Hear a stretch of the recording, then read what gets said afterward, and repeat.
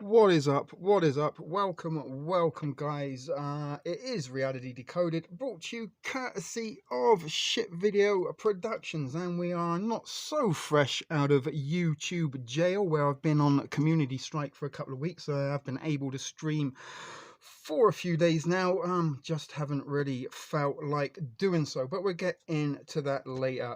Very good to see those of you who have tuned in this evening to the proceedings. And heads up, news for you, we are presentation free. Again, we'll explain a little bit more once we get rid of the thumbnail and get on. So it is a little bit of getting back into the swing of things, and starting out, I guess, with a stream about nothing. We're putting a Costanza in the good old tradition of TSP TV in the original kind of shit video production live experience that sort of started a couple of years ago now, where I really sort of didn't know what to do with live streams and just ad-libbed it in, pressed go, and we talked about whatever we talked about for as long as we talked about it. Glad to see you, moon phase lurker alerts. We've always got a few lurkers in the background. Lurkers are always welcome, and you were one of the few that were watching the last stream at Silent Warfare that did get shut down in real time. The community standards, bless them, I mean, they do such a great job over there, both at Google and at YouTube and Facebook. Do go out of their way to provide a service for us all, where they sort of block and remove things that they don't really want us to be seeing, and you know, bless their souls for doing so, because what would we do with free independent thoughts? Always a pleasure to see you, Kelly. Glad you could make it. But once again, it was another stream that was shut down. It did put me on 3 community strikes. Any wrongdoings in the last couple of weeks would have shut me down in permanently, so kind of to avoid any sort of algorithmic angers and infringements and copyright strikes or community misinformation or whatever they deem to label the content as, and take it down, I figured, let's go presentation free, just bring some thoughts and opinions and chat and let you know what is sort of been going on. Welcome Warfist, welcome Habs, long time no see, my friend. Glad to see you back in the crowd there. Hope you are doing well. Of course, you're just across the street pretty much from me in Miss is Saga for a while. Sir TSP the first, not sure what that means. Yeah, it has been a couple of weeks since that stream shut down, but some of you regular offenders who have been around for a little while will know we don't stream without algorithmic interference. We are forever getting the stream interrupted, and on at least 3 occasions now, streams have been shut down in real time. And incidentally, that was the second stream of very similar content regarding frequencies, Gwen towers, HARP, electromagnetic, radio wave, psychotronic weaponry that was removed and taken down and give me a community strike, because unfortunately YouTube did think it contradicted the World Health Organization's stance on the certain virus that has got us all locked down and huddled in our home waiting for normal to return. It never ever is. But nonetheless, it was the second stream of a very similar content that was taken down, the first one of which was total population control, which we really pretty much didn't talk about the World Health Organization at all. It was more primarily and solely focused on the psychotronic weapons, electromagnetic frequencies, all this stuff that I have sort of been talking about for some time, that is now sort of been pushed a little bit into the mainstream since the announcement of the Havana syndrome. And there's been some developments since that stream that has been shut down north of the border here in Canada and south of the border that might be a little bit questionable, and you could almost link as a direct syndrome symptom of some of the frequencies that can be used against us. But as I said, guys, we are gonna try and ad-lib it a bit. I haven't really got any plans or direction for this evening. It is old school. I've got a little bit of an excitement and nostalgic deja vu moment there, thinking about streams about nothing. And then again, I don't even know how long this stream will go on for, but I did once famously say we'll probably be done in about an hour, guys. I don't got much to say. 7.5 2.5 hours later, we were still streaming. Obese Tuna, welcome. Hopefully you are well and good over there in Western Supermare. Habs is going off to make some ramen again. The good old Mr. Ramen is in the background over there, the sort of foundation of what Shit Video Productions was built on many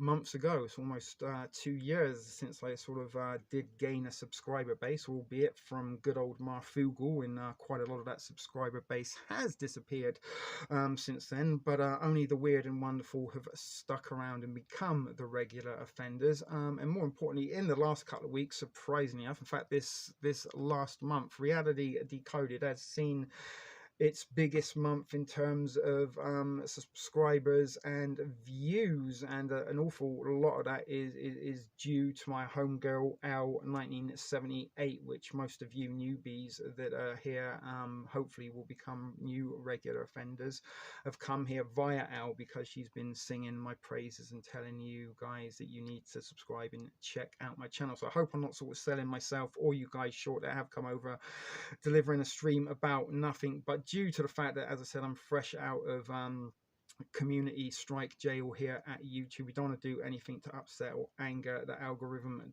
too much, and it might be a short and sweet stream just to welcome some of you guy here. Yeah, she does. Welcome, Bole. I'm realizing that the M is silent. I think I started calling you Mobley for a little while. A little bit like Playmobil. I don't know why I was thinking that, but good to see you. And yeah, Al, she's a superstar. She is good people, and you know, I've been sort of friends with her for quite some time, pretty much since I did gain subscribers and sort of start streaming to more than 5 people, although we haven't got that many more watching right now. But Al, as I said, has sent a lot of you guys here. Excuse me, I've also got an awful lot of shit going on outside of Shit Video Productions that is sort of more pressing and more pending and more immediate and of a personal sort of nature that I don't really want to go into too much. Are we streaming by any chance? I've lost my signal on my backup phone, but the computer seems to be fine and dandy. Let me know if you can still hear me, or we are still streaming glitch free, as I was saying, just talking about algorithmic interference, and also the sort of irony of that last stream, Silent Warfare, was the fact that there was a segment that was in that presentation that was all about electronic targeting and electronic bullying, which, you know, call me paranoid. I do truly believe that this channel has been targeted. We can't sort of really get through a stream without any sort of form of shadow banning, passive censorship, or all out shutting shit down. Bear with me a second, guys. I'm just trying to get the stream up on my backup channel. But as I was saying, Al has been a wonderful supporter of Reality Decoded in the last few weeks, and many of the 50 or so subscribers that have signed up in the last month. Welcome, glad to have you on board. Hopefully I don't, as I said, disappoint you with a stream about nothing this evening. That to be said, we might sort of talk about some interesting stuff as we progress, but I have been very targeted, very shadow banned in pretty much since the get-go. When I did sort of rebrand and relaunch here at Reality Decoded, was pretty much because TSP TV had been shut down, shadow banned so much it was practically invisible. And at the start of the year I did clock a 3-month community strike over there, which was sort of just when I was getting into a little bit of a rhythm and roll of things with the live streams over there. We were shut down and not able to stream, so I figured let's relaunch and rebrand. And pretty much since we started, I even believe it was the very first live stream that we did, where I featured a presentation, it was shut down, and that stream got a community strike within a week of formation. And it's sort of been a little bit of a pattern of things. Every so often something will trigger and anger the algorithm, and we will get shut down. Welcome, alien believers. Sorry, what did I miss? Devil Speak. I found TSP on clicking on what looked like a cool show, and hopefully it is a cool show. We do try, or I do try my best to sort of put out a somewhat presentable show for you, and why I do sort of in a sort of last year pay a little bit more attention to sort of my editing and sort of video production side of things more than the presentation at times. And do a lot of sort of research, and do sometimes make some very long-winded, but albeit I like to think very informative streams and presentations on some of the deep researching that I do. Now I have literally hundreds and hundreds of ideas in content for shows. It is a sort of matter of taking them from the tabs, recording and putting it all together. But the sort of stumbling blocks with Reality Decoded, it seemed to be every time I get into a little bit of a rhythm, get into a little bit of a groove, boom, we get taken down one way or another with the algorithm. Welcome, Joe. Glad to see you. So as I also mentioned, I've got a lot of stuff sort of going on in my personal life that is sort of taking more pressing matters in more of my time away from putting together shit video productions, which sometimes I'm lucky if 10 people tune in to watch. Not to sort of discredit or belittle the 10 people. I'm very glad that I do get 10 people watching, but obviously some things are a little bit more important in this sort of period of time that there's going to be some transition and changes in the very immediate future that I got to sort of take care of, which is causing a little bit of stress and anxiety. But to try and get a little bit of normality and to welcome some of you new guys to Reality Decode, I figured let's put on a stream tonight. Let's old school it. Let's go about nothing. Earlier on, I think Croco had his stream removed before it even started. Yeah, the algorithm does seem to be a little bit sort of on a hairline trigger at the moment, and it does seem to be able to take stuff down in real time, or is the case seems to be there with Croco before it started. And I don't know if any of you guys can remember, but we did a stream last year, and again, even before I started and before there was even any viewers tuning in, there's nobody in chat, nobody watching on the little view count as I was streaming. It already had 13 thumbs down. And you know, how can you get 13 thumbs down when there aren't even 13 people watching? Makes no sense. And through that stream, it's actually Baby P who's just drifted off to the land of Nod, and unfortunately isn't with us this evening. But wherever you are, Baby P, my heart is always with you, my darling. But she noticed that within the middle of the stream, the 13 thumbs down changed to 3 thumbs down. So they can piss around with this stuff in real time in pretty much, you know, as I said, I truly believe this channel is well and truly targeted by the algorithm.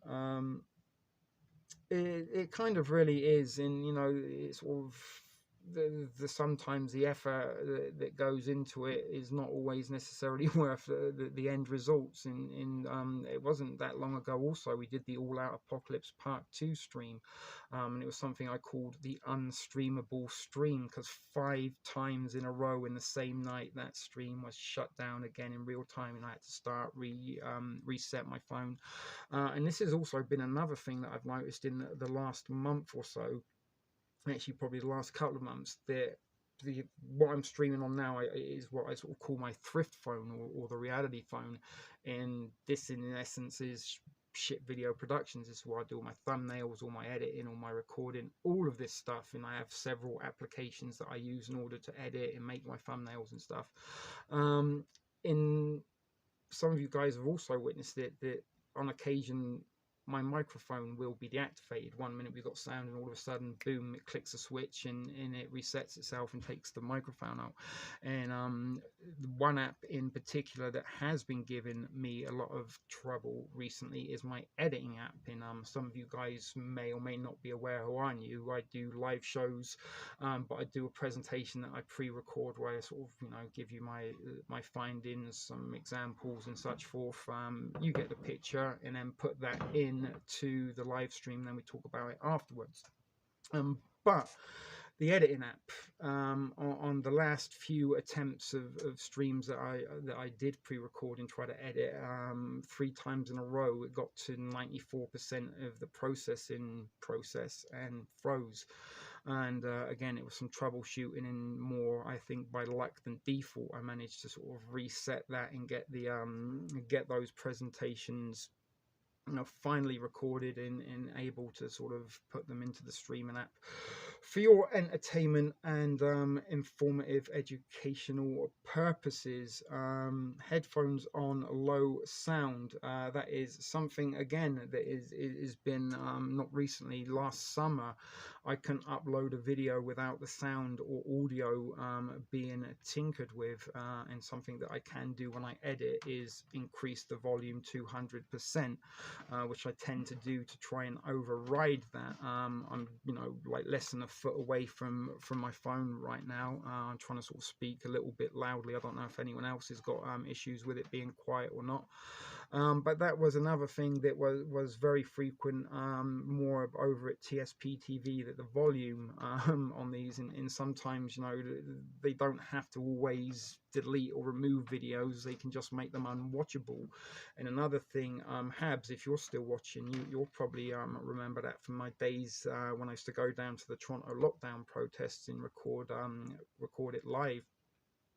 My live stream was always pixelated. It was like sort of back in the 1990s when we first had video phones and cameras on our cell phones, and you had like a 1 megapixel camera on it. It was more pixel than picture. So all of these kind of little things of sort of, they're either very, very conveniently coincidental, or they are part of the targeting. And as I said, it's sort of sometimes, you know, when you're trying to edit stuff and put things together and your software doesn't work, that is an aggravation in itself. In some of these targetings, I do believe are designed to sort of disgruntle you and alienate you and aggravate you into sort of giving up, which on more than one occasion in the last few months I thought, is it really worth it? But within a sort of week that or month that has sort of brought me a community strike and I was unable to stream, I've actually got, as I said, gained more subscribers in a short amount of time than I ever have on this channel, and I'm starting to sort of get regular views. And that is sort of one of the little things with doing live streams sometimes, that people tend to watch them in the moment and maybe not necessarily have their sort of appeal or have the interest to watch them when they're not live, and you can't be part of the sort of chat and stuff. And something I found from last year, that a lot of time when I just put a video to upload, it doesn't really get any sort of comments or reactions, and I don't really care about thumbs up and stuff like that. When you're sort of sharing information, I like to sort of get some information back, or at least sort of some indication that perhaps the information has been passed on. And that is why I decided, you know what, I kind of do enjoy editing and putting videos together a little bit like that.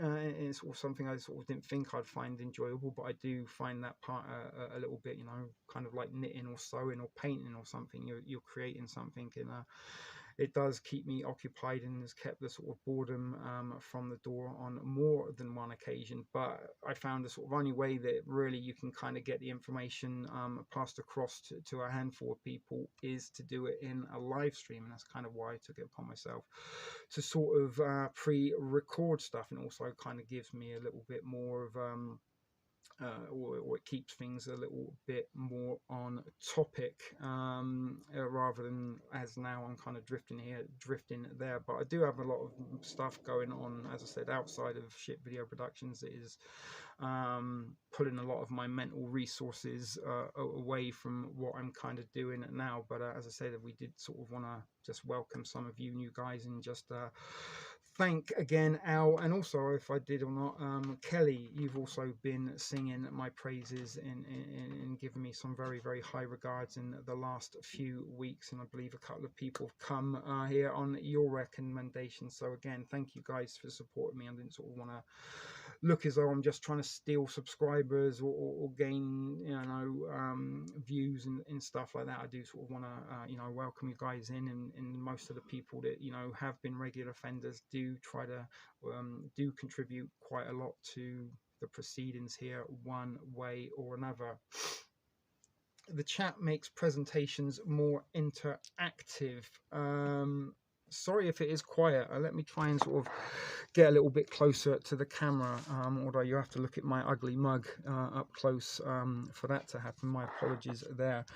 But yeah, I think it does. It gives, you know, sort of pre-recording stuff does give me a chance to sort of come in the chat and talk to you guys and pay attention to what's going on there, as opposed to like now I sort of have to keep my focus on what I'm talking about, and every now and then have a little look at what's going on in the chat, and in a click of an instant, my mind does seem to wander.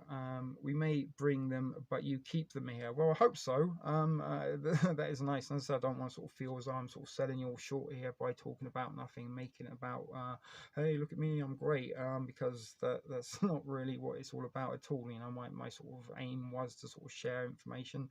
I have looked for many years in many rabbit holes concerning, you know, the new world order, and in sort of conspiracies and mysteries and stuff, and what was the point in spending hours and hours looking at it on my own if it was not to share. And the internet was created in its wisdom, in its beginning, to share information, and that is really what it is all about. Although, you know, I do try to sort of, as I said, make them a little bit presentable, put some cool music in and some tunes, and try and put some visuals in there, and do try to sort of pull a little bit from my geekdom and fanboyness, and provide a little bit of popular cultural references that may pull on those nostalgia strings. I mean, yeah, I mean, this is the thing, Maiden, you've been around since those sort of early Marfugal Tsunami days. And every single time I do, particularly here at Reality Decoded, just as we're sort of getting in a groove and have plans to sort of put panels. If you remember, I was going to do 10 days of reality, and the day before I was due to start 10 days of reality, where I was going to do 10 days of streaming in a row. I got a community strike, and you know, I do have these plans and intentions to do such forth, and get some panels, and you know, I've got a couple of presentations that I am working on at the moment. But in the last sort of couple of weeks, as I said, there's other things going on that are far more important than this. But we do have a good community spirit, and I think sometimes it's as much for you guys to sort of hang out in chat amongst yourself, as much as it is to listen to probably what I've got to say. Welcome, MS Elena, formerly Mrs. Owl. If I'm not mistaken. It is always a little bit confusing for a while when people who are familiar change their names. Glad to see you. And as I said, so thank you, Moonface. I do appreciate sort of that. It does look like we've got some more buffering going on. Again, this might well be part and parcel of the algorithmic interference. They are always watching and always listening. And you know, please do go check out some of my previous uploads. I know maybe they are not so as enjoyable watching them when they're not live. You do miss out quite a lot of the community and maybe support group mentality. That is something we also kind of bring into to play here, that, you know, many of us are kind of a similar mindset. We all kind of have, you know, the same opinions of what is going on outside of our little community here, and maybe in sort of our everyday society we don't get the luxury of talking about this stuff with people without being frowned upon or ridiculed, or, you know, we just shut up and keep it to ourselves rather than face those things. So as I said, we've got Darlene. Where was Darlene? Was Darlene in King of the Hill? There's a Darlene from some popular cultural sitcom, I know. But welcome, Darlene, if you're going by the name Darlene. I was thinking of Jolene, the Dolly Parton song, although you could rework it to Darlene, Darlene, Darlene, Darlene. I'm begging of you, please don't take my man. Sorry about that, guys. What was I talking about? I don't know. Look, Darlene, you went and distracted me. Exactly what I was talking about. Sometimes, again, I get easily distracted, and probably too much marijuana and old age kicking in. The mind is not maybe as sharp as it once be. Jolene. Well, hello there. Look at you getting all the Darlene attention, Mrs. L. Glad to have you, sweetheart. But I think I was saying, you know, check out some of the previous streams, in particular Ghostbusters Decoded, because that was sort of a rabbit hole I didn't see coming when I dived out of it. It might even be my gift to humanity, but probably not. So, you know, there's a lot of interesting stuff I like to think that is on my channel. There's also a whole bunch of more interesting stuff that was removed and long forgotten now by the algorithm that they really don't want you to know about. And hopefully in I mean, as I said, it's sort of a very weird and wonderful time for me, this side of the camera, with things going on, and if or not I got sort of time to put together any sort of presentations. Well, Maddie, glad to see you, my little delicious coffee bean. I was just about to say about you know, we were going to be summer 2021 in it, and being out and about down by the beach and stuff here in Toronto over at TSP TV. But the weather, and again, this is sort of something that we were talking a little bit about in some of those previous streams that have now been taken down by YouTube. Bonsoir, Etienne. Very good to see you, mon ami. We have got some cool old school regular offenders and new offenders in the crowd, but the weather has been fucking shit for about 3 weeks now. We get sort of maybe 1.5 days of sunshine and then 3.5 days of thunder, grey skies and lightning. And Maddie, we were actually chatting this afternoon about feeling the effects of the frequencies, which was pretty much what's silent warfare was all about, that last stream that was community struck down. And interestingly enough, in the sort of time between there, we're hearing a lot about Delta variants and Lambda variants, where I did a little bit of searching for things on Delta and Lambda, and wouldn't you go and believe it, that Delta and Lambda are both brainwaves. I could probably get the articles up. They are on my laptop somewhere if I can remember where the tabs are. But frequencies, basically, you can alter the mind wave or the brain waves. Delta waves are what you have when you are sleeping, when you are dreaming, or this is very crucial to understand and take into consideration with Project Bluebeam. It can also induce hallucinogenic type symptoms, and delta waves also can be activated in the brain via psychedelic substances. 420, yeah, it's the pot's nearly empty, devil, but we might have a little 420 break at a moment. But that is what I haven't really looked that much at Lambda brain waves, but these, I believe, are the opposite. They kind of make you a little bit more alert and a little bit on edge, a little bit more wiry. But I do need to look more into that, which was very, very interesting, because again, the symptoms of electromagnetic frequency and the symptoms of COVID, as I've said many times before, are identical. Absolutely identical. I've even provided you with the evidence more than once when we've lined up the symptoms next to each other and spot the difference. Now, if you could transmit the symptoms of a disease electronically as opposed to actually releasing a real disease, what would be the safer option? And even better still, if you could target individuals specifically via the electronic route, wouldn't that be the route that you would take rather than just risk it by letting it go airborne and taking your chances who it affects and who it doesn't affect? Now, with these two variants and what was going to be sort of trying to finish up silent warfare, once we sort of the presentation was finished and we were back to the live part of that show that never ever happened, was reference Crimson Mist, Rwanda, the genocide carried out as a black op by special ops of the United States government, and using technology from black budgets also of the United States government. They kind of created a situation in Rwanda where they killed the president and all the head of states in a plane crash. And then there were two very sort of opposite opposing tribes, the Tutsis and somebody else, I can't remember, sounds like Tutsis, maybe the Hootsis, excuse me if that isn't correct, don't have information on hand to pull up the correctness. But anyway, back in Rwanda, 1993 or 1994, can't remember which, round then. Heads of state, the whole country's in disillusion. It's a little bit discombobulated. There's no government, there's no president, there's no nothing.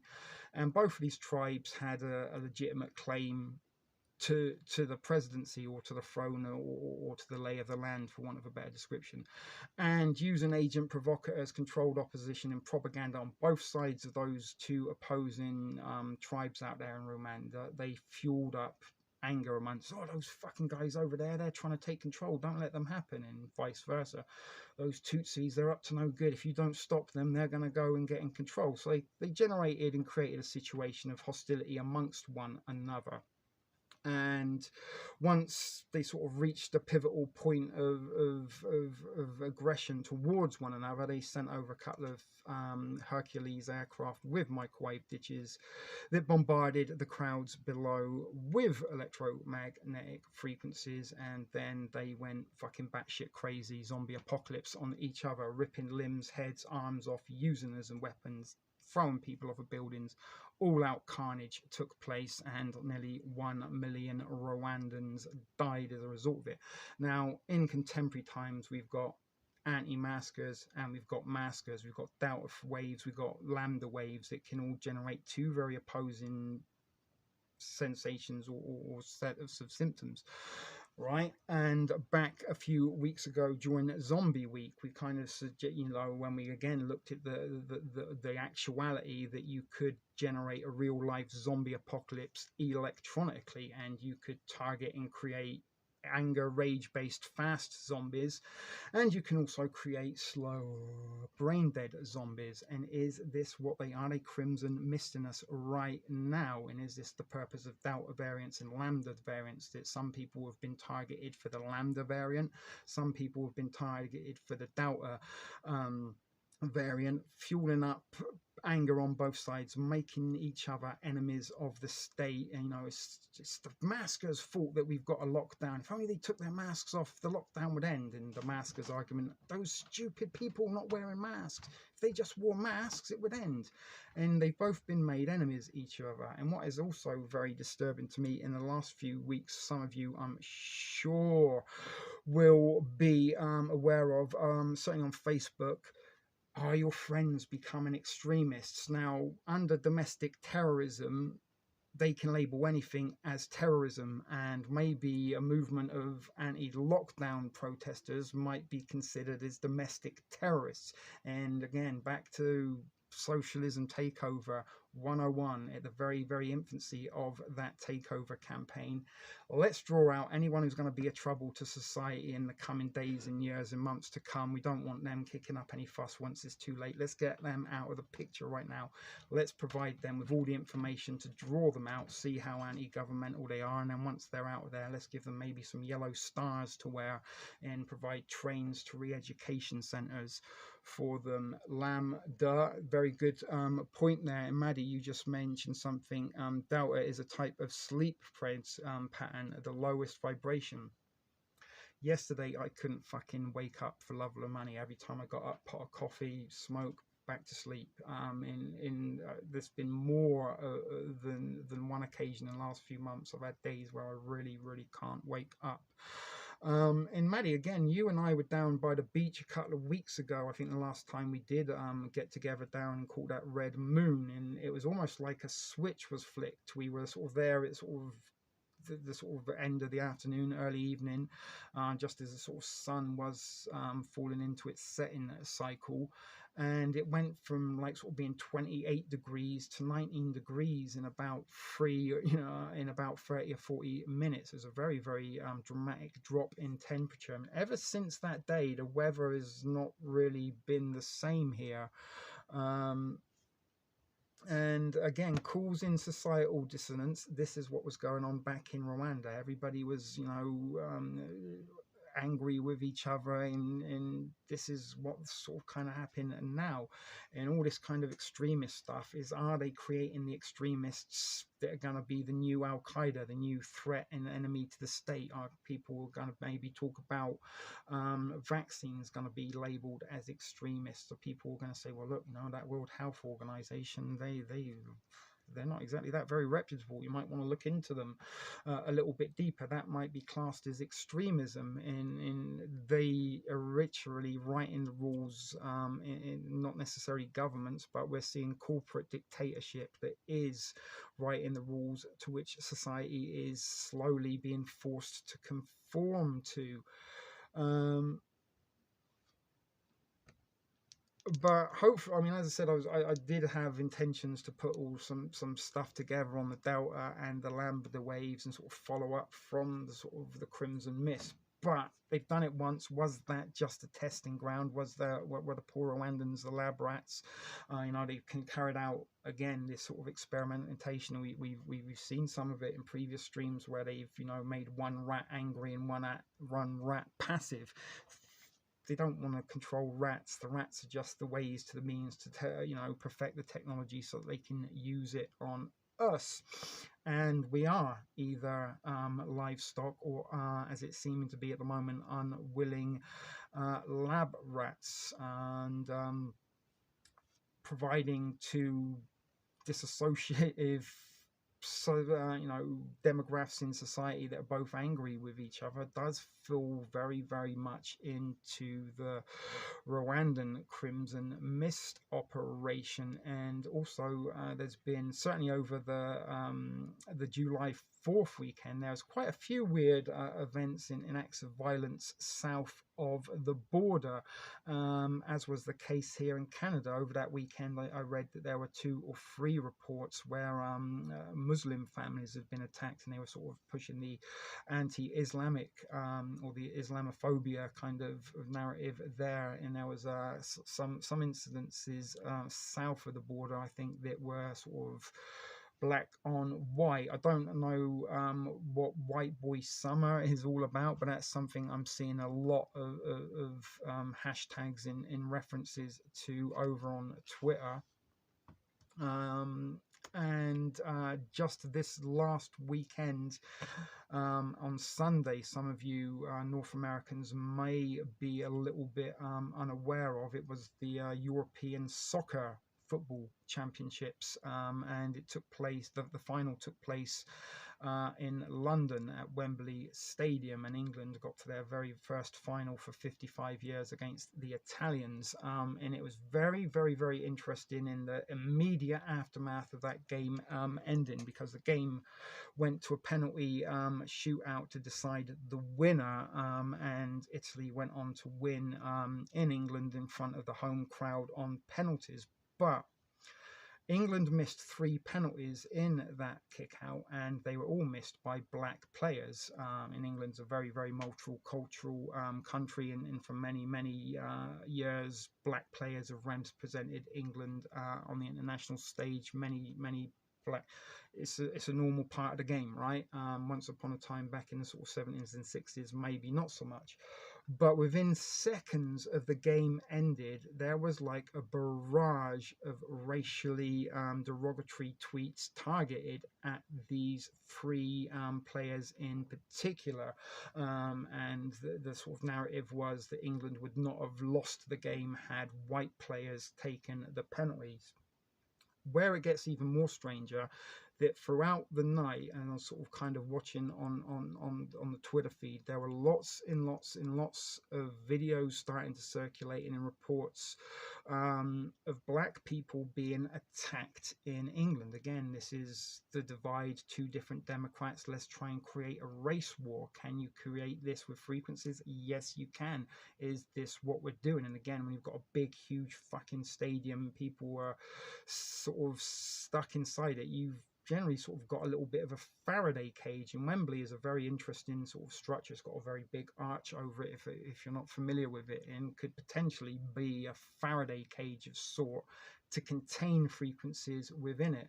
And not only were there these sort of reports of black people being attacked in fist fights breaking out in various towns and cities around England. There was one video I saw where some guys picked up a black individual and tossed him into the river. And it's all very, very, very disturbing stuff, because they really do try to seem to be fueling the race fires and trying, you know, desperately to divide the divided and have each and every one of us pitted against each and every one of us. And the more we're divided and squabbling and conflicting with each other, the less attention we're paying to these more and more draconian measures that are being rolled out each and every week, it seems. Now, you know, Canada is one of the sort of worst places on earth. I don't think it's as bad as Australia as of yet, in terms of sort of lockdown requirements and measures. In divide and conquer, and dividing the dividing makes it even easier to conquer when everybody's so fragmented and so against each other. And yeah, that is another thing I've also noticed in recent weeks, like Asian lives matter, and there's a lot of you know, sort of stuff being circulating about how you know, Asians are being targeted of abuse, and as I said, ALM is the 20, or as Maiden says, not Maiden, Maddie, sorry, says that is the 2021 Black Lives Matter movement. It very is, Tuna. I mean, North American, I am a bona fide and certified football hooligan. I was on the register and was banned from every single stadium in attending football at every level for life in in the United Kingdom. Something I'm strangely proud of. But hooliganism was labelled as the English disease, and I've actually got some stuff I did want to talk to you about regarding football hooliganism back in the 80s and 90s in the UK, and how Margaret Thatcher created a whole division of the police force just to concentrate on football related crimes. And basically back then in the 80s, if you wanted to go to a football match, you had to get yourself a passport of sorts, an identification card from your local club, where you had to go and give them your driver's license or your passport or some identification, get your photograph taken, and they would give you a card. And if you wanted to travel to road games, you had to do so by registering, giving all your details, and going on authorized transport only. And it was a little bit of human farming, a little bit of a controlled controlling of the population, because anybody now who, it didn't matter if you're a hooligan or not, if you wanted to go and watch a football match back in those days, you were a hooligan until you were proven not. And everybody who went to football had to be presenting your little ID card, and you needed another ID card if you wanted to travel. It was essentially a travel passport, and you had to sort of gain permission in order to go to these stadiums. What also we saw happen was fences got put up. It's like going to a football stadium was like going to a prison. And the introduction of CCTV cameras, this was sort of one of the first places, and again, this was sort of an excuse to then, oh, well, you know what, it's one thing to have the cameras in the stadium, but sometimes these hooligans, they amass and congregate outside. We better have some cameras on the streets around the stadium. And this was how they implemented and introduced security and surveillance for the safety of non-football hooligans, and how they use the football hooligans as the enemy of the state. And again, this is very, very similar to what we're seeing now with people needing vaccine support, vaccine passports, and having to carry, you know, their medication papers with them to prove they've been tested or whatnot. And these are people that are allowed to sort of have a little bit of more free movement, and those that don't want to comply are essentially the hooligans that will be the target, you know, of a possibly purposely built division of the police force. Again, socialist takeover at 101. Be excellent to each other. Moon phase is how I end each and every stream, and that is really what we need to be doing right now, is being excellent to each other. And this is why, you know, the support of Al, the support of Kelly in the last few weeks really does mean a lot to me, because it lifts me up, and we all need a little bit of lifting up at times, and more so now. You know, we are all, hate to say it, we're all in this together. We're all the victims and all the targets of their tyranny, and each one of us is really truly safe from their thing. Yeah, this is it. The modern day brown shirts. It is going to happen. In something that I found very disturbing. And you know, I've talked about memetics and mind control and MK Ultra being on your social media, and how your artificial intelligent algorithm that resides in your phone is essentially your handler. It is designed to program you into the desired way. But it was something that I did see in one of the anti-lockdown, anti-mask groups over on Facebook. Was somebody suggested, hey everybody, wouldn't it be a great idea if we started wearing yellow stars, and that way if we see each other out and about and we see the yellow stars, we know that we're for truth and for freedom. We can have a symbol and we can make the symbol to each other. What this little thing doesn't just give you the ability to identify yourselves amongst your community, it gives you an identifying mark to the police. And let's not forget that the National Socialists of Germany in the 1930s thought it was necessary for people of Jewish background to wear the yellow stars, so that they would be noticed in society. And back to the good old hooligans, what we kind of did as hooligans to get around these these sort of tyrannical measures, that we just want to go and watch football. I mean, admittedly, some of us did want to sort of go and watch football and then have a fight afterwards, or maybe cause some mindless vandalism.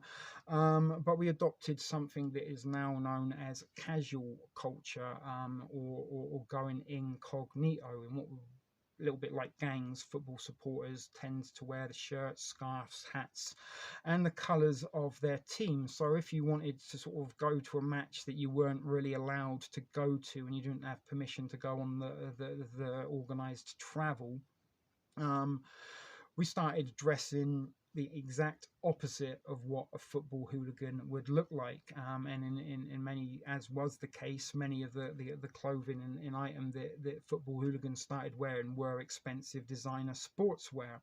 And football hooligans once used to have, you know, a bomber jacket, dirty jeans, and bother boots, Doc Martens, or something like that. Skinheads, scarves, very identifiable. You could spot them a mile off.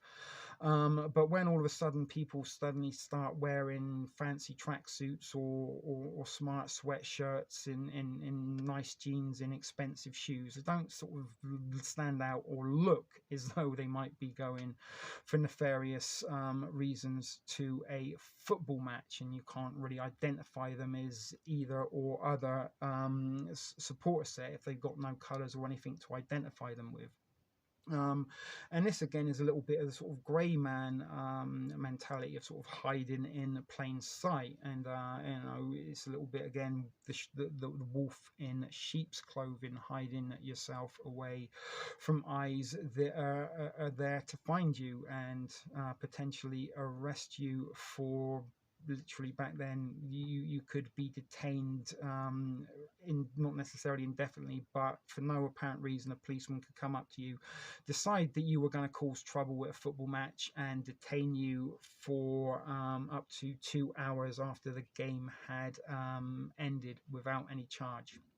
And as I said, I do truly believe that this was a little bit of an exercise, although not so much at the time, only in retrospect. This was an exercise in how we can sort of create a herd culture and a farm culture, and make people carry around identification, as well as a way to introduce surveillance onto the streets, which we do have in abundance. So we are down to 10 folks watching, guys, and I am going to wrap this up on the hour mark. As I said, I don't really have a much sort of direction or where we are going with this evening's stream. It was sort of to welcome some of the newbies to the group. Glad to have you around. Hopefully you'll stick around a little bit longer. Hopefully you check out some of my previous streams, and hopefully you'll be back for the next one, which I really don't know when that will be, but hopefully sooner rather than later. We do got a couple of shitty days ahead, so maybe I will utilize those to get back into production mode. An exercise in self-restraint. Well, football hooligans are a breed to, we are a breed to our own maiden, and you will never truly understand us unless you're kind of one of us. But yeah, it was kind of sort of restraining people that don't necessarily want to be restrained. And some of the best days of my life were running riot in towns that weren't mine, throwing things at police force and security officers.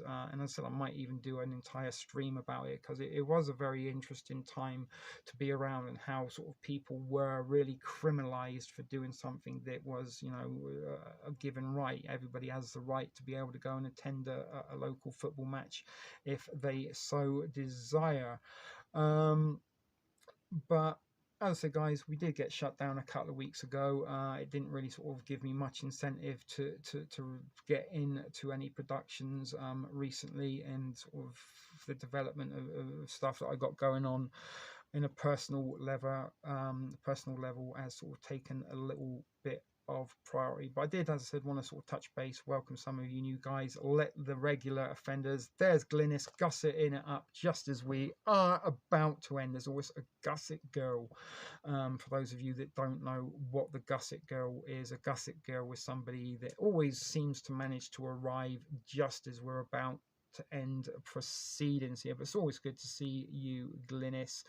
Don't be sorry, darling. There is absolutely, we always get more viewers. That's another little thing I sometimes notice with the algorithm, that whenever I start a stream, it's usually always 5 people watching, and every time I suddenly say, all right guys, we are going to wrap this up, we get a gusset girl, when the numbers seem to increase. But as I said, I do intend to wrap this up at the hour mark. Apologies, Glynis, unless, of course, we get 7 gusset girls arriving in the next 4 minutes and take us to the dizzy heights of 20 viewers, which I think only happened once for about 27 seconds in a previous stream. But as I said, guys, it was about touching base, letting you know I am out of community strike jail. I haven't forgotten all about you lovely regular offenders and new soon-to-be regular offenders, and we'll try to get a little bit into production mode for your entertainment, education and informative purposes in the not so distant future. But as that will be, I do not know, and it has been, as I said, a stumbling block after stumbling block here at Reality Decoded, and every time I do try to get into a little bit of a rhythm of regular timing and streaming days, somehow it just doesn't happen. And I think sort of in the last sort of few months I have sort of given up the ghost a little bit on that. But with a month that's seen me get more subscribers than I ever have, in a month it started to see an increase in daily sort of views, and that is something that does seem to be the case with live streams. Maybe sort of the day or the day after it'll get watched, but it's not going to be watched again. And I don't often get a daily view count. It's usually around the day that I stream, the day after, and then nothing until I stream again. So it's been good. A little bit of growth is always welcome. I'm not looking to be viral. I don't want millions of subscribers. I don't want thousands of thumbs up. I am just trying to share information with you, and at the same time gain whatever information you guys can throw at me. And people like Al, people like Iggy over at Shadow Band, they're good people. They're just trying to do the same as I'm doing, is provide sort of information that may go a little bit unseen in the mainstream, and give you thoughts and opinions that may be outside of the box, that the outside of the box thinkers think in really and truly, guys. If you haven't, please go and watch Ghostbusters Decoded, because you probably won't watch Ghostbusters or look at 9/11 the same way again. Did we witness a paranormal event on that September Tuesday, or did we witness directed energy and technology that is far greater advanced than we have any comprehension of? But check that out, because that was sort of something that when I started looking into, suddenly was like, oh my god, really? Check that out for yourself, and please do go check out some of those previous streams. Just because they're live, the information is still ever much as important. 14 people look now. Should we go on? What do you say? Should we go on for another 30 minutes, or should we wrap it up? You get to choose. It's a little bit like choose your own adventure books. Do you remember those back in the 80s? You guys get to choose your own stream. Should we wrap it up now, bring the dancing girl in, or should we keep going and add limit about nothing for 30 more minutes? Since we've got 14 people watching. Maiden saying keep going. Anyone else? Anyone? 30 more from Devil. All right, so no one's saying shut up, so let's see if a couple of other people. Oh, Mad is already saying good night. Maybe she's got elsewhere to be, or a hot date on the side waiting to give her some pleasurable experiences. And if you have, you go, girl. 100% DEWs. Wow, I'm very much, don't start if we start me. Well, I just got here, so that was something that this is what sort of fueled the whole Gusset Girl culture, I think, is that every time that I said I'd go on a little bit, every time a Gusset Girl would turn up, I'd give them sort of an extra 10 or 15 minutes so they didn't miss out on the experience. And look at that, the minute I said we'd go on a little bit longer, we dropped to 13. Chat on, mate. So we will talk on a little bit more about that, but I was very much, and still very much, in sort of the probability that it was a directed energy Project Bluebeam precursor, I think, on that September Tuesday we know so well. When I did start down the Ghostbusters rabbit hole, it conjured up a whole lot of shit that was far too conveniently coincidental for it to be coincidence. I believe now that those buildings, I'm not going to say it was a paranormal event, but there's a lot of supporting information. I'm not necessarily going to say it's evidence to say that maybe it was. But I do believe that in the sub-basement of that facility, there was some... I do got Ghostbusters Decoded too, because I found more stuff out about this, guys. Really, really I did. But I do believe that in the sub-level of that complex, and there were 7 sub-levels. They told you 6 got destroyed, but there were 7. 7 buildings, 7 sub-levels, 7 pillars of the occult. But I believe that maybe in that basement, in that sub-level of that complex, there was some secret, hidden in plain sight research facility. And some of you who did watch Ghostbusters Decoded will also know that the World Trade Center complex falls on a ley line that, if you follow, goes straight to Camp Hero at Montauk. You've all heard about the Montauk project, I hope. If you haven't, don't worry. TSP TV, we've got some Montauk streams there, and there is a playlist on Reality Decoded where you can come and watch some of those TSP TV streams on some of this subject.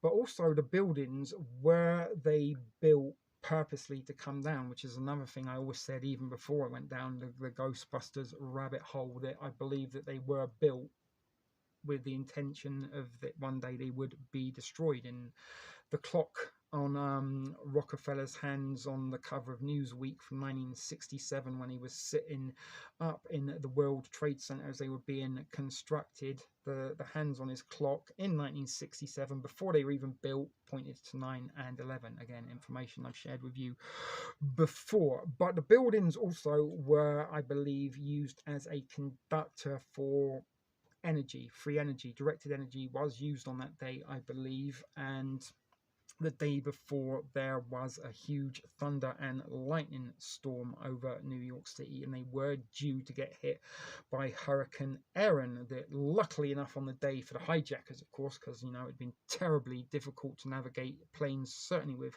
limited flight knowledge, through a thunderstorm. Even the best, most experienced airline pilot would struggle to probably navigate a commercial aircraft at speeds beyond its capacity and capabilities through thunder and lightning, and sort of hit a target on the first attempt. So lucky for those hijackers, that Hurricane Erin did divert, but the day before they did get hit by a lightning storm, and the World Trade Center, the new one and the old one, just like the CN Tower, the Empire State Building, every other tall building in every major city has an antenna on the top which acts as a lightning conductor. That then gets channeled down into whatever in the World Trade Center case was in the basement. And just like in Ghostbusters, they had a firehouse, that in the basement they had a supernatural containment facility that when it was opened up, boom, all hell on earth broke loose in lower Manhattan, just as it did on 9/11. Now, there was also reports on that day, in the real time as it was happening on the mainstream, that there were individuals talking about, we heard bombs or explosions from the basement, people coming up from the sub-level with their skin hanging off, burnt to fuck, fires and such forth. There was even a keymaster involved on 9/11. The janitor, the guy that was his name Rodriguez, Hispanic gentleman, that was the last man out. He had the key, the master key, and he went up and down opening doors and windows. He was the first person to step up and say that they heard explosions in the basement, and he joked that they got the timing right, that maybe the explosion at the top was supposed to coincide with the explosion in the bottom. But nonetheless, guys, there was something in the basement that fucking exploded before the shit went up at an elevated lie. Have you seen, I have, it's one of my favorite songs of the 80s, Tuna. And it was a very, very, it is a chilling, very haunting and beautiful song, actually. It's probably the best Depeche Mode song ever, in my opinion. And again, sort of in recently times, just a few weeks ago, we had a very weird event in Miami where they do and have borrowed very, very, very much from the narrative of that day. Now, again, I'm not saying that is exactly what went on that day, that there was something in the basement, but there were reports of it. All of this stuff I found out for you and compiled in Ghostbusters Decoded. And if you do remember, the plot of the original Ghostbusters did contain a purpose-built building within New York City that was primarily built as a conductor for communication to other dimensions and paranormal realms, or other planes of reality.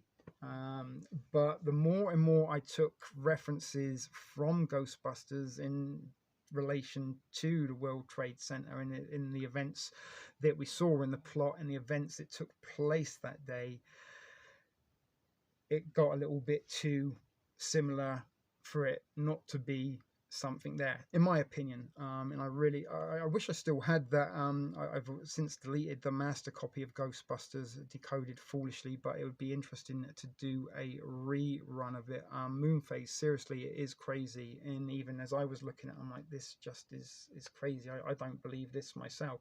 Not necessarily saying I do, but there is an awful lot that you can take from Ghostbusters and put into 9/11 context. Very much so, very much so. Yeah, they're trying to sort of stage some stuff. A rail line caught fire or something recently, Maddie, right? That supposedly is removing the supply line across Canada, and would be a great plug. Go to TSP TV and watch how you can build yourself a micro pantry for pennies on the dollar at the dollar store. Just as I plugged a little bit of a Ghostbusters Decoded. Hopefully some of you guys, again, it's kind of one of those things that sort of excited me and give me a little bit of a semi. I do like sort of researching stuff and finding out new stuff. And as I said, I've since found out a few more things in regards to that those events taking place. But yeah, there's been some fire, a train track caught caught fire here in Canada, and a few weeks ago also down in the Gulf of Mexico the sea caught fire. It was a well or something, an oil well, caught fire and made it look like the sea was burning. But was it an oil well, or was it a portal to another dimension? Was it a portal to the hollow earth, where maybe there are ancient aliens that have been living here all along, watching and scrutinizing us with envious eyes, or maybe out of curious eyes, not so much envious if they're already here? And some of you may or may not be aware that was a quote from War of the Worlds. The ground wire, is it electrical or emergency network? I think it's emergency network, Maddie. But yeah, the ground harp kind of alters the frequencies in the resonance of the atmosphere, and the Gwen towers are in the ground, and they are altering the natural frequency that the earth resonates on. Some of you guys do know, about grounding, something I love doing, certainly in the hot summer months, and certainly dream of the days where I can literally live barefoot in a hot and warm environment, or at the very worst put on a pair of flip-flops. But grounding is something, just take your shoes and socks off, stand on the ground. It does feel it feels nice. And certainly summer months, I do like, last year in the summer when it was blistering hot, I was pretty much barefoot all the time and running around half naked in a pair of shorts, often in my underwear, as was Maddie. She was in her underwear a couple of times, although you don't always wear underwear, isn't that right, Maddie, for some reasons that you might want to explain or not, up to you. It's not for sex reasons, guys, but grounding is something that's very good, and these Gwen towers and the harp towers sort of kind of blanket saturate us with frequencies, and we are very, very bombarded. Was that an interesting flipping of the... What did I do? I'm sorry, what you were referencing there, Moon Phase. As I said, sometimes when I am in the moment in live, I forget what happened 2 seconds ago. Immersionary, yeah, the autocorrect. And actually, funny enough, Maiden, that was something that we started talking about quite some time ago. That there was, again, this is sometimes what happens when I'm showing Costanza in it and putting a show about nothing. We go from one thing to the next. But a little while ago, in regards to what Maddie said about autocorrect, the keyboard seems to just make up words now. And one of the words I noticed it keeps changing is for, and it changes it from FOR to FIR. And didn't you also mention something, Maiden, about how your talk to text was giving you some glitches? But are these autocorrect? Are they necessarily changing our words?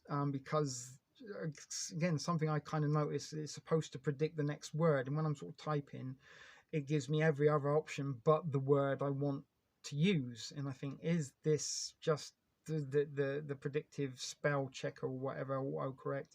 Is that shit, or is this by design?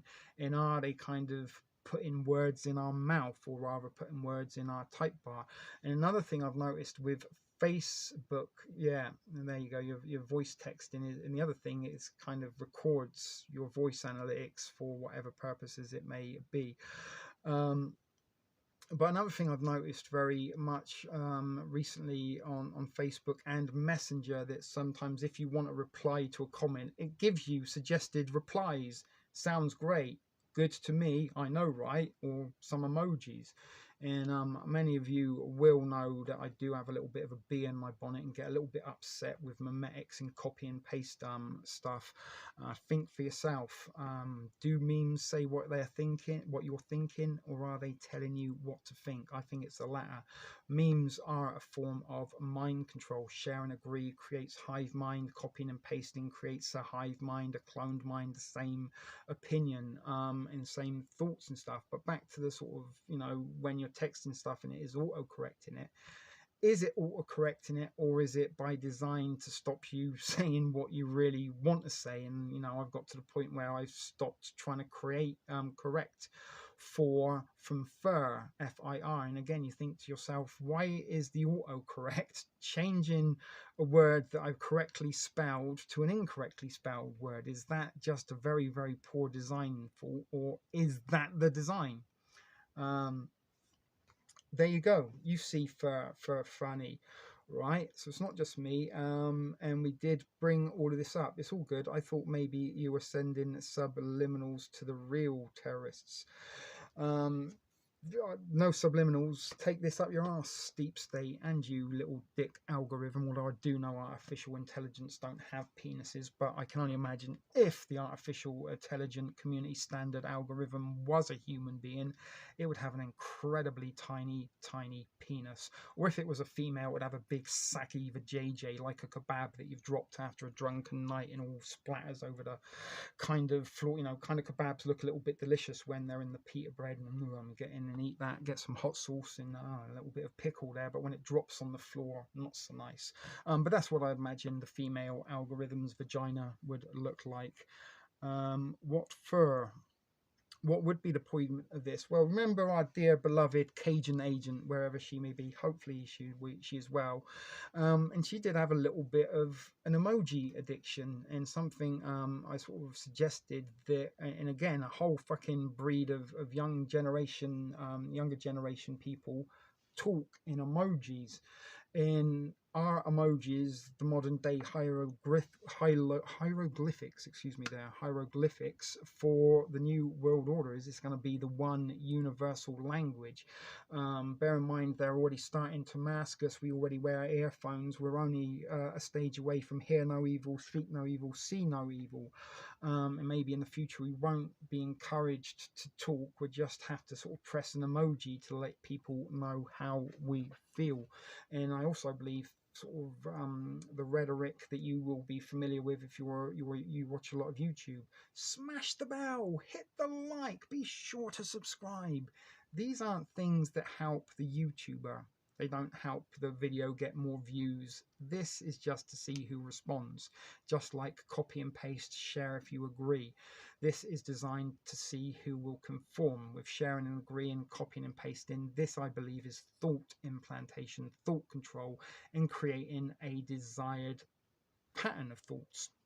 And again, these commands and triggers, smash the bell, with Monarch programming, MK Ultra, and some of the candidates that are chosen, Britney Spears, for example, you know, her family had a history of you know, child molestation and trauma based, and this trauma gets passed down through DNA into, you know, offspring and descendants and siblings, and people that have had trauma in previous lives are easier and a little bit more susceptible to such things. Bots will eventually have genitals, quite possibly. Welcome, Darcy. There's another Gusset girl to the proceedings. In fact, you were one of the original Gusset girls. I was thinking, what was I talking about?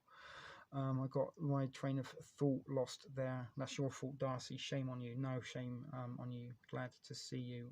Help me out if anybody was listening. I'm from the government. I'm here to help. You can trust me. I'm just got off from work. Rough day in the trenches, Darcy. Hope for the sort of bad face.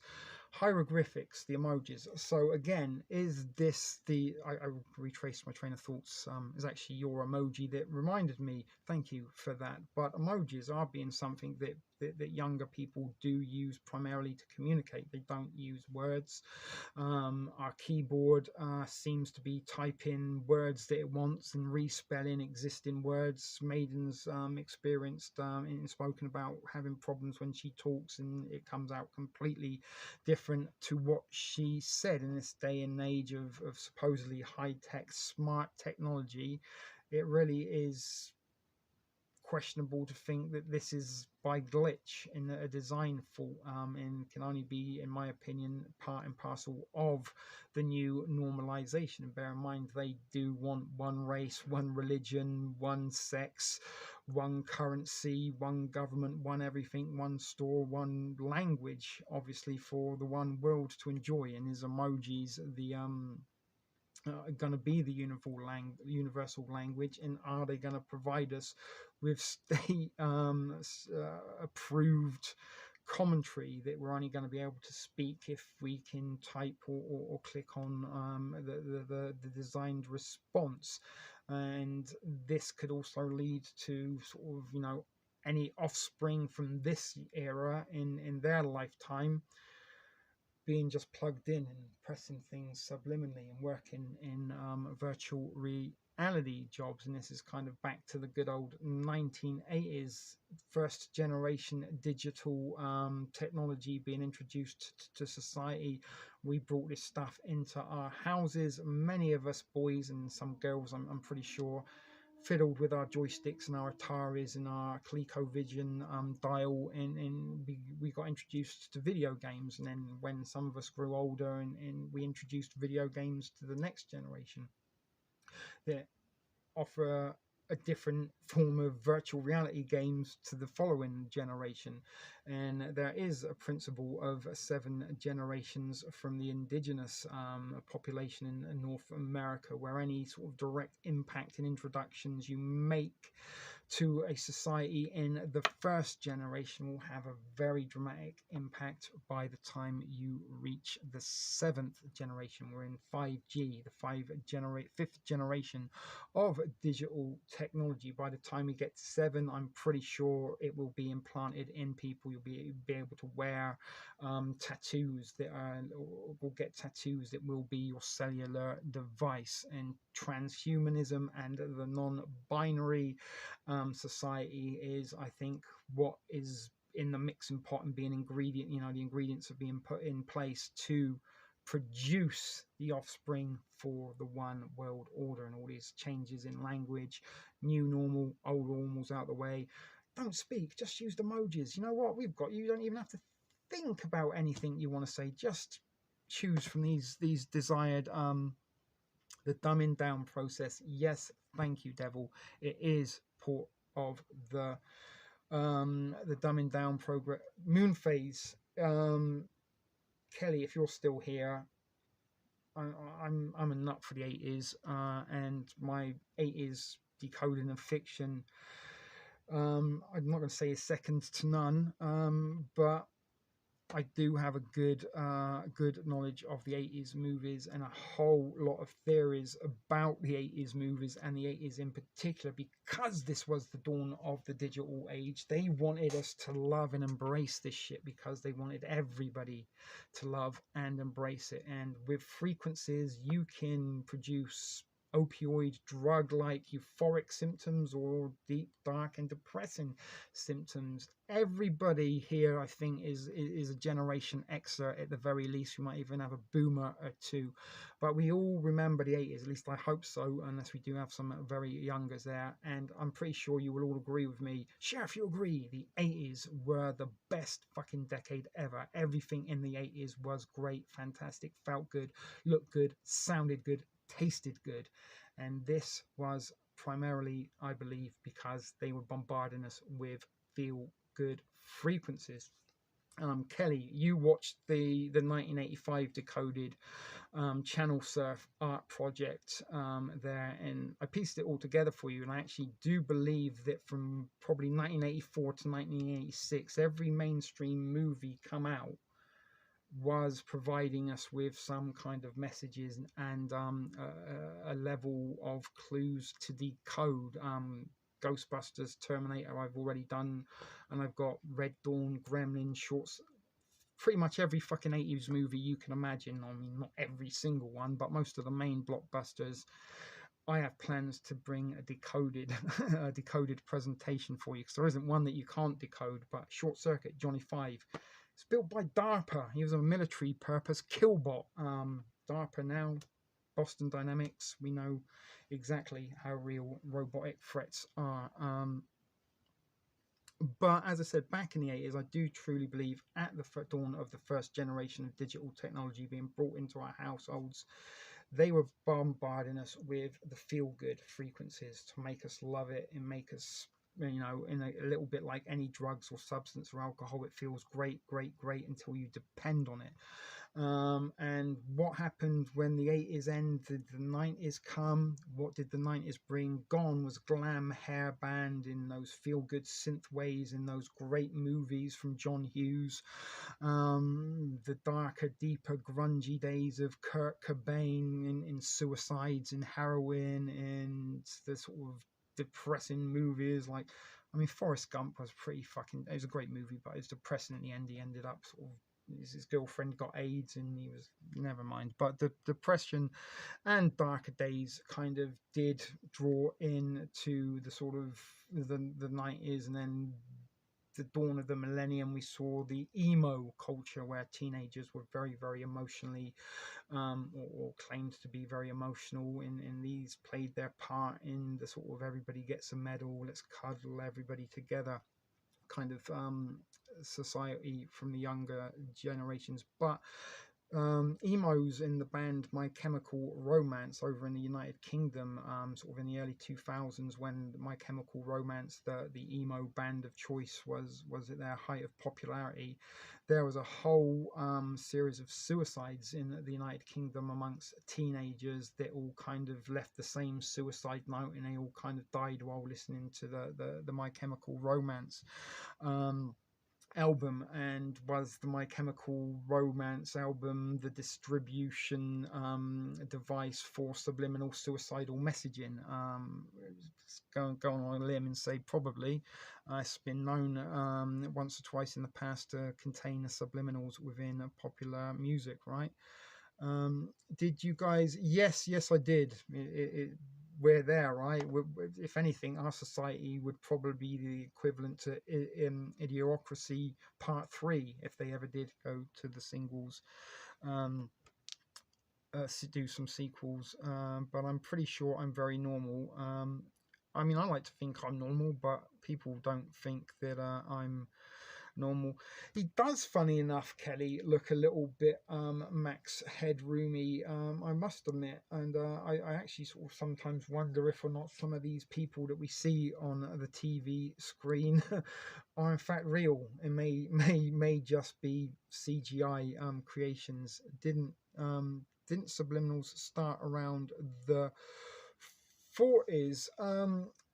Yeah, I kind of believe with the sort of dawn of radios and being sort of entertainment in radio waves and stuff, that this kind of was, and you know, when they started using this technology. But back then they sort of had, you know, one radio tower for the whole town, whereas now we carry around our own little transmitter antenna with us everywhere we go.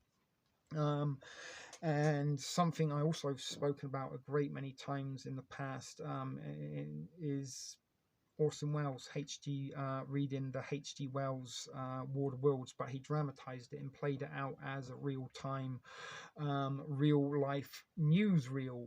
He didn't read the book as it was written. He used the book to restage the events in real time happening in New York. And although on the radio broadcast they did say a couple of times, this is a dramatization, many people that listened to it didn't believe that it was a dramatization, and they believed it was really, really, really happening. And for me, this was the first example of a mainstream outlet using a false narrative and passing it off as real news. Although they did put disclaimers in the disclaimers got unheard and people believed that the United States was being invaded by Martians. And many people had the psychosomatic effects of that. Some people believe they saw the aliens, they smelt the heat ray, or they could hear them. Clones, again, Star Wars is another one of those pieces of fiction I could decode till the end of days probably. But the clones and the droids, both controlled by Palpatine, both had hive minds. The clones had a inserted chip in their mind that gave them the Executive Order 66 that could be activated with Execute Order 66. Boom, yeah, you know what, Jedi, you were my friend 5 minutes ago. Order 66 has kicked in. You're dead. And the battle droids were controlled from a centralized computer that all thought the same and all could only process so much information. This is what they are literally doing on social media with share and agree, hive-minded droids and copy and pasted clones, and all being controlled by the same hands that pulls the strings to every major puppet on the planet. There you go, guys. 1 hour 28 minutes. There was your extra 30 minutes you craved for. I'm not going to give you the opportunity or the choice to go on for another 30 because I'm a little bit thirsty, a little bit hungry, and do need a pee. That is another great thing with the pre-recorded presentation, that for a couple of hours I can chat, go out, have a smoke, pee, eat, all that good stuff while we're still getting entertained, informed, and educated. He does glitch out. We'll come back to all this. It is an interesting little debate sometimes, doing sort of shows about nothing and getting your thoughts and inputs to talk about. Does work well. I don't know, should we go on another 30 minutes? False narrative like devil speak. If anybody speaks anything but false narrative devil, it is you. And you have also been, as was Kelly, although you haven't been a guest on Reality Decoded yet, Kelly. You were a guest over at TSP TV last year, but Devil's been a guest caller, Kelly's been a guest caller. Maiden was a panelist. Maddie, you may remember from such videos as Tea and Friends, Out and About, Summer 2020, and a couple of 2021 streams. But we really haven't been blessed with the nice weather. We haven't had the warm, balmy nights where you can run around at 3 o'clock in the morning in your underwear on the beach. Darlene Ow, you've changed your name since the start of the stream.